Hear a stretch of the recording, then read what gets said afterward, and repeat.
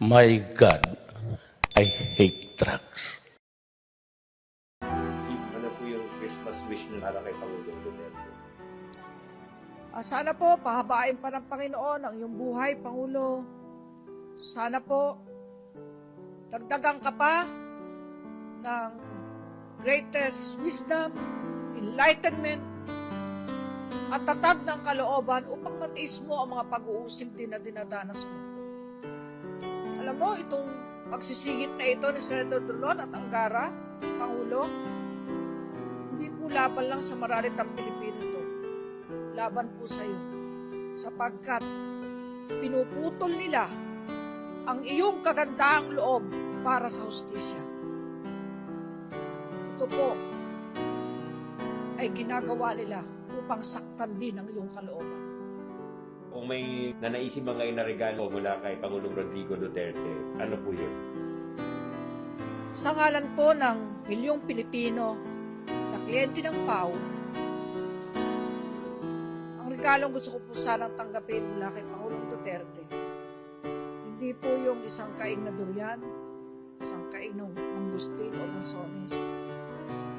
Sana po ibito mo na, i-line bito mo na yung sentence na in-insert, prohibition na makapagpasweldo at makapagpagamit ng office facilities sa aming mga doktor, dentista, nurse, medtech, na mga miyembro ng PAO Forensic Laboratory Division.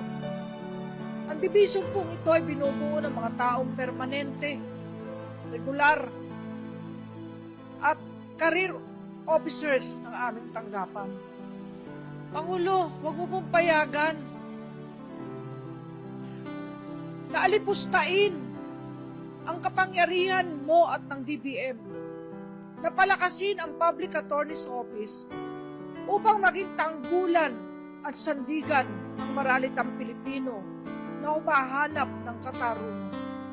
Pinatatag mo na po ito. Mula sa 1,000 abogado, 2,500 na po kami. Pinatatag mo po ito at nilagyan mo kami ng plantilla ng PAO Forensic Laboratory Division na binubuo ng mga tao.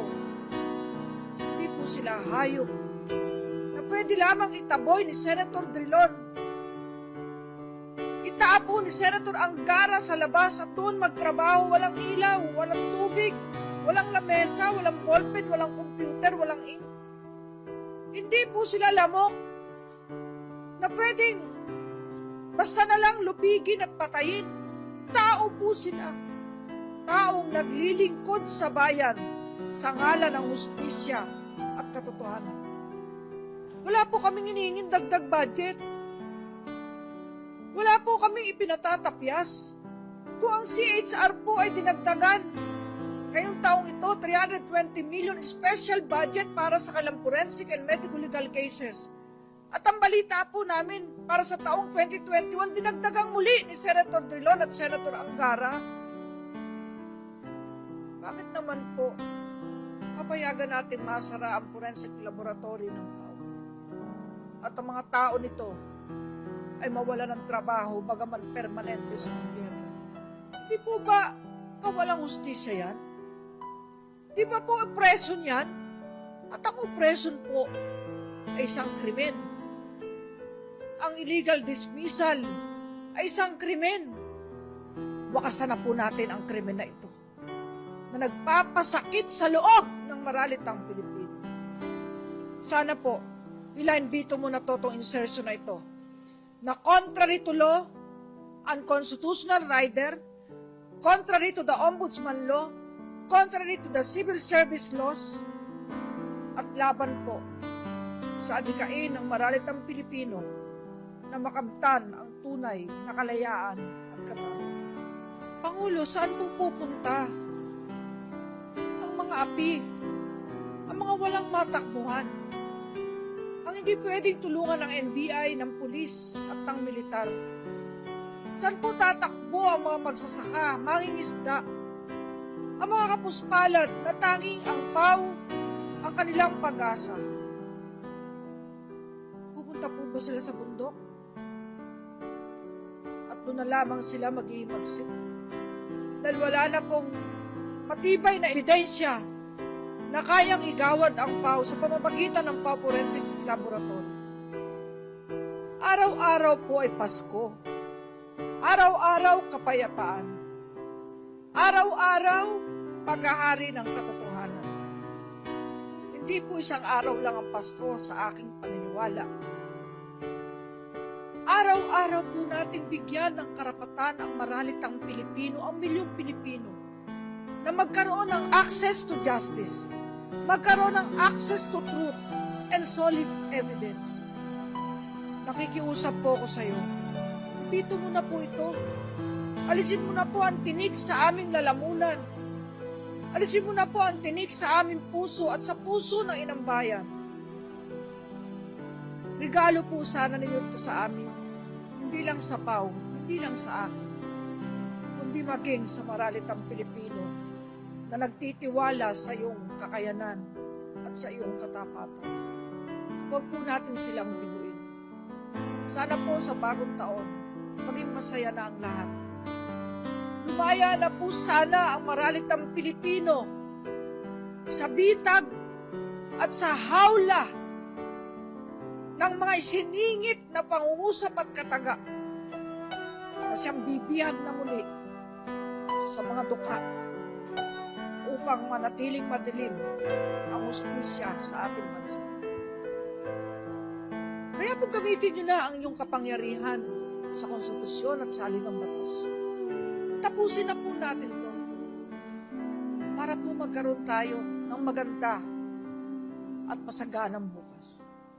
Nagsuksok po ng unconstitutional, illegal, arbitrary, and oppressive insertion ang isang minority senator at pinayagan din naman po ng Committee on Finance sa pamamahala ni Senator Angara. Alam naman natin kung anong partido ni Senator Angara bago sumama sa hukbong ng ating Mayor Inday Sara ng Davao.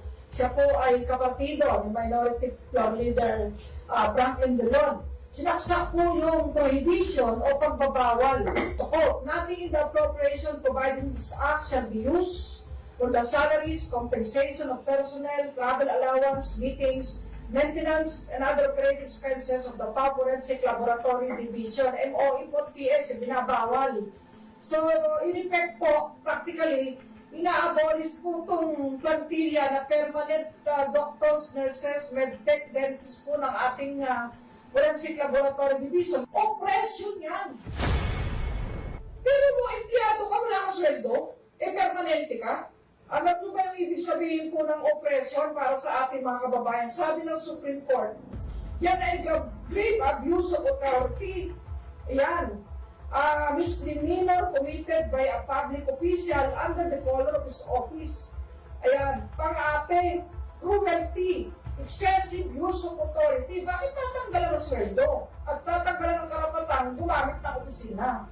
Siya ka naman nakakita ng empleyadong magtatrabaho, walang sweldo, walang papel, walang ballpen, walang lamesa, walang ilaw, walang tubig. Ano po yung pang-api po yun panggigipit, halatang halata. Gipit na nga po ang mga kliyente namin, walang makain. Pati yung abong doktor namin, tsaka nurse namin, hindi rin pa gugutomin din. Sobrang pang-aapi yan. Hindi na nakakatuwa ho yan. Sobrang walang kaisang alam mong sining effect nito. Kahit sinong regular, permanente, karir na empleyado, opisyal ng gobyerno, ang dali sibain by legislation and insertion ng rider. O ba ang batas ba ay batas lang ang dalawang senador? My fellow Filipinos, this year has been a trying time for all of us. Many lives were lost and forever changed due to COVID-19 pandemic and several natural calamities. But through it all, we continue to survive and rise because of our unity, strength, and indomitable spirit as Filipinos. The Christmas season, let the story of Jesus Christ's birth reminds us that we should always have hope even in darkness, poverty, and suffering. Let us also allow Christ into our lives so that we can bring love and cheer not only to our families, and friends, but also to those who are most in need. May we all have a meaningful celebration and let us be hopeful of the better days ahead. Maligayang Pasko sa ating lahat.